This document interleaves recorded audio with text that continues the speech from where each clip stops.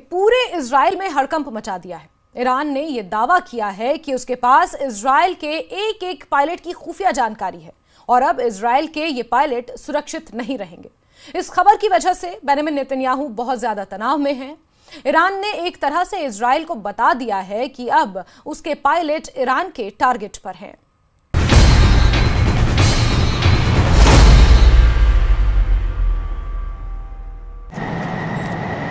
Questions in English, sure.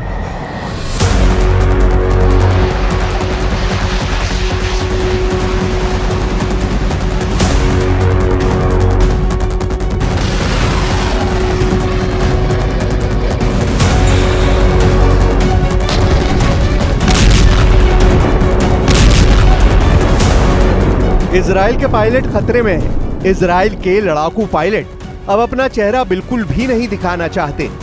Israel के पायलटों को सख्त ऑर्डर मिला है, मौत से बचना है तो अपनी पहचान पूरी तरह छुपाओ, क्योंकि ईरान ने कर दिया है एक बहुत बड़ा ऑपरेशन, जिसके बाद नेतन्याहू के हर फाइटर पायलट और एयरफोर्स के अफसर की जान खतरे में पड़ गई है।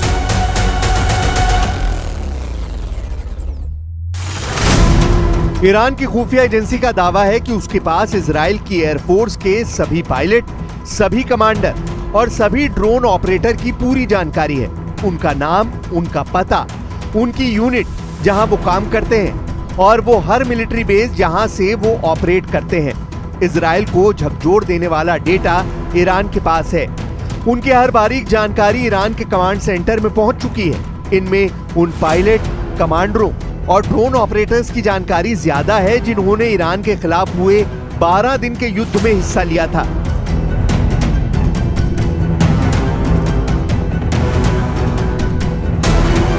नेतन्याहू को परेशान करने वाली ये खबर ऐसी है कि इजराइल की एयरफोर्स में तहलका मच गया है। इजराइल को यकीन नहीं आ रहा कि जिन पायलट्स और बड़े बड़े कमांडर्स की पहचान उसने दशकों तक गुप्त रखी, अचानक उनकी पूरी प्रोफाइल ईरान के खुफिया कंप्यूटर्स में नजर आने लगी। इजराइल के हर कमांड सेंटर को हैरान कर देने वाली ये खबर ईरान के मीडिया में हेडलाइन बन गई है। खामनेई के ऑर्डर पर ईरान की खुफिया एजेंसी ने ऐसे मिशन को अंजाम दिया है जिसने इजराइल की एयरफोर्स को पूरी तरह एक्सपोज कर दिया है।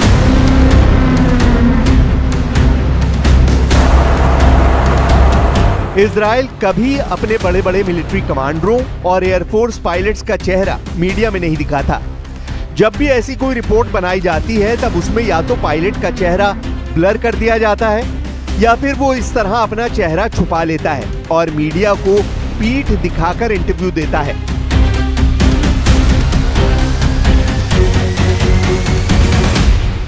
We had to sacrifice so much planning and flight time and operational tactics in order to come to this portion of the operation where you understand what you're doing this for. Iran की खुफिया agency में 2 pilots का नाम सार्वजनिक किया गया है। एक है मेजर यायल ऐश, जो इजराइल की 119वीं स्क्वाड्रन में डिप्टी कमांडर है, और दूसरा है उसका पति। दोनों की पूरी प्रोफाइल ईरान के पास है और दोनों की जानकारी वायरल करके ईरान के खुफिया नेटवर्क ने मोसाद को बहुत बड़ा चैलेंज दे दिया है। ईरान ने कहा है कि उनको पता है कि यायल ऐश और बार प्रिंस कहां रहते हैं। इनकी सैटेलाइट इमेज भी उनके पास है।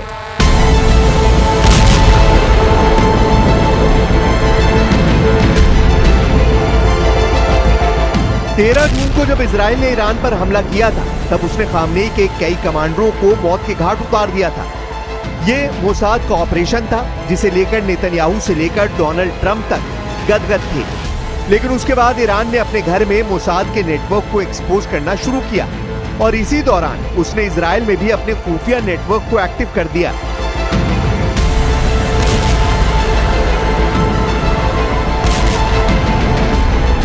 ईरान की खुफिया एजेंसी का दावा है कि इजराइल पर हुए मिसाइल अटैक में ऐसे टारगेट्स भी थे जो इजराइल के बड़े बड़े कमांडरों के ठिकाने थे और ऐसे टारगेट्स पर मिसाइल भी गिरी हैं, जिससे इजराइल को पता चल गया है कि अब उसके वो लड़ाकू पायलट और बड़े बड़े कमांडर भी ईरान की खुफिया एजेंसियों की जद में हैं, जिन्होंने ईरान पर हुए हमलों में हिस्सा लिया था।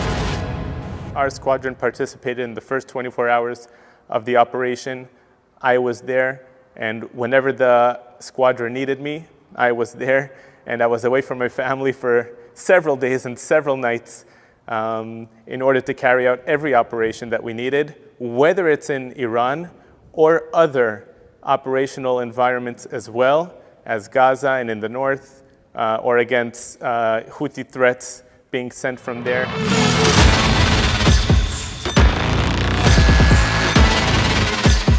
मेजर बी एक कोडवर्ड है, यानी इजराइल अपने पायलट का नाम भी नहीं बताता है। साल 2020 में जर्मनी के साथ जब इजराइल की एयरफोर्स ने युद्ध अभ्यास किया था, तब भी उसके पायलट की पहचान उजागर नहीं की गई थी। यहाँ यूरोफाइटर टाइफून और इजराइल के F-16 को एक साथ युद्ध अभ्यास करते हुए पूरी दुनिया ने देखा। लेकिन जब इजराइल का पायलट मीडिया के बीच में आया तो हेलमेट और वाइजर से चेहरा ढककर जवाब देने के लिए कहा गया।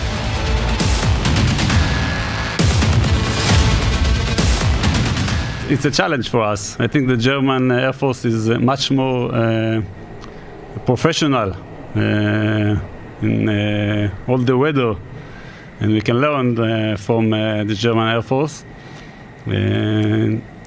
how to manage it, how to manage the fuel, because we need the fuel. It's like an air for us. So how can you manage the fuel, and how can you participate the weather and to understand and to plan it. Netanyahu को शक है कि उनके लड़ाकू pilots की जानकारी Iran तक पहुंचाने में कोई विभीषण हो सकता है, जिसने खामनेई के कमांडरों के इशारे पर इजराइल को इतना बड़ा नुकसान पहुंचा दिया है, जिसकी भरपाई करना मुश्किल है।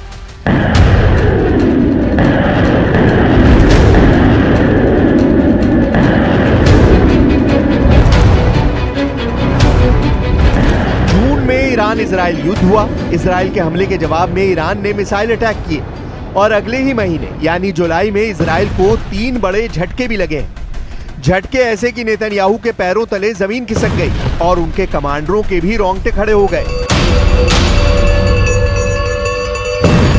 इजराइल में एक ऐसा जासूसी कांड हुआ जिसने नेतन्याहू और उनके पूरे वॉर कैबिनेट को हिलाकर रख दिया। ईरान के जासूस ने इजराइल का सबसे बड़ा सीक्रेट लीक कर दिया है। ईरान की खुफिया एजेंसी ने ऐसे मिशन को अंजाम दिया है कि इजराइल की सेना और उसकी खुफिया एजेंसी मोसाद में इमरजेंसी के हालात बन गए हैं और अब इजराइल तलाश कर रहा है कि उसकी सेना में कितने गद्दार हैं।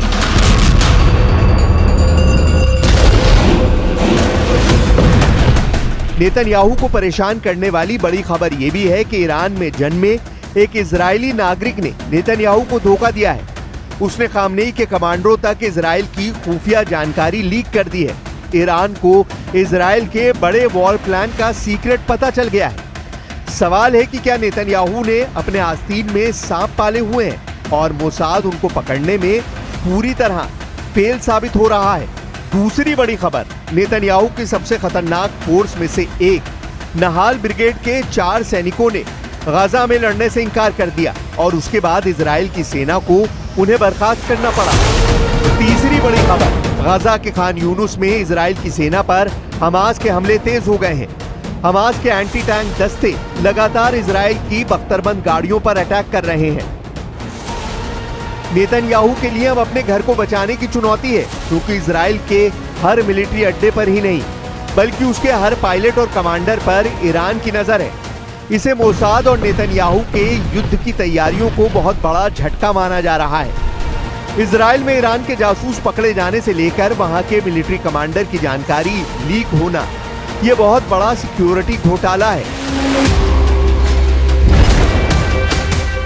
इजराइल की मीडिया में छपी खबर के मुताबिक ईरान के इस जासूस ने तेहरान में ये जानकारी मई 2025 में ही पहुंचा दी थी कि इजराइल ईरान पर हमला करने वाला है। ईरान के इस जासूस ने तेहरान में बताया कि इजराइल परमाणु अड्डों पर कमांडो ऑपरेशन की भी तैयारी कर रहा है। ईरान के इस जासूस ने बताया कि इजराइल के ड्रोन अजरबैजान के रास्ते ईरान पर हमला कर रहे हैं।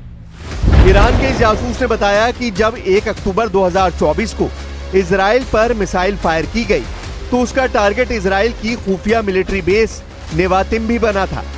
ईरान के इस जासूस ने बताया कि ईरान का एक सैनिक इजराइल को खुफिया जानकारी दे रहा है, यानी ईरान में मोसाद नेटवर्क को भी इस ईरानी जासूस ने एक्सपोज कर दिया। इजराइल का ये नागरिक ईरान में पैदा हुआ था और 1999 में इजराइल आकर बस गया था, लेकिन 10 साल बाद उसका फिर से ईरान में संपर्क शुरू हो गया और तुर्की यात्रा के दौरान वो ईरान के जासूसों के संपर्क में आया और वहीं से इस जासूसी कांड की शुरुआत हुई। इजराइल में ईरान के जासूसों की तादाद एकदम से बढ़ी है और इजराइल की खुफिया एजेंसियों ने पिछले 1 साल के दौरान 24 से ज्यादा ऐसे जासूसों को पकड़ा है जो ईरान के लिए काम कर रहे थे। यही वजह है कि ईरान ने जब 13 जून को इजराइल पर जवाबी अटैक किया तो उसकी मिसाइलों ने बहुत ही सटीक तरीके से राजधानी तेल अवीव और हाइफा जैसे अहम शहरों को निशाना बनाया और बड़ी तबाही को अंजाम दिया। हालांकि ईरान और इजराइल के बीच 12 दिन तक चले युद्ध में जब पहला हमला हुआ था तब इजराइल ने ईरान के कई बड़े सैन्य कमांडर और वैज्ञानिकों को मार डाला था और उसके बाद ईरान के पलटवार में इजराइल के कई शहर उसकी मिसाइल से दहल गए। लेकिन अब ईरान की खुफिया एजेंसी ने मोसाद ही नहीं CIA को भी चौंका दिया है, क्योंकि ईरान की खुफिया एजेंसी का दावा है कि उसके पास इजराइल के एयरफोर्स के सभी पायलट, सभी कमांडर और सभी ड्रोन ऑपरेटर की पूरी जानकारी है। उनका नाम, उनका पता, उनकी यूनिट जहां वो काम करते हैं और वो हर मिलिट्री बेस जहां से वो ऑपरेट करते हैं। इजराइल को झकझोर देने वाला डेटा ईरान के पास है। उनकी हर बारीक जानकारी ईरान के कमांड सेंटर में पहुंच चुकी है। इसमें उन पायलट, कमांडरों और ड्रोन ऑपरेटर्स की जानकारी ज्यादा है जिन्होंने ईरान के खिलाफ हुए 12 दिन के युद्ध में हिस्सा लिया था।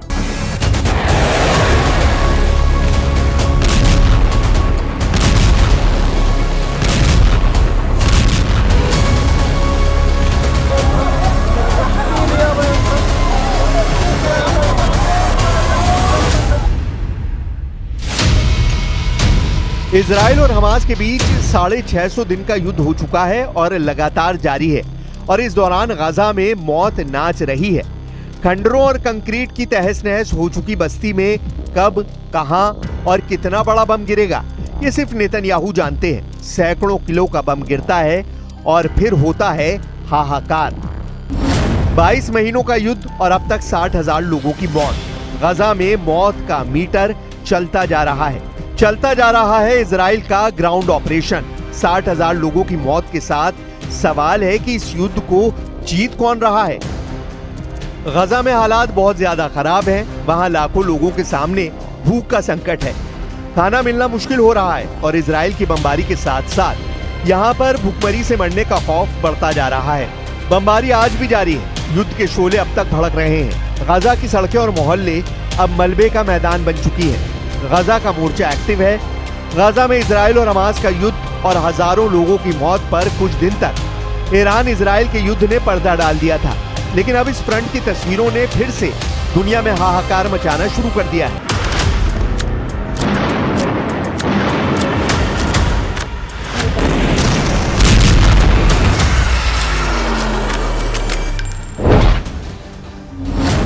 नेतन्याहू ने डोनाल्ड ट्रंप की तरफ से लागू किए गए सीजफायर के बाद ईरान युद्ध पर भले ही ब्रेक लगा दी हो, लेकिन जंग अब भी उनके सिर के चारों तरफ घूम रही है। हमास के कब्जे में 20 से ज्यादा बंधकों को लेकर नेतन्याहू अब भी दबाव में है। वो जानते हैं कि अगर उनका युद्ध तेज हुआ तो बाकी बचे बंधकों को बचाना मुश्किल हो जाएगा।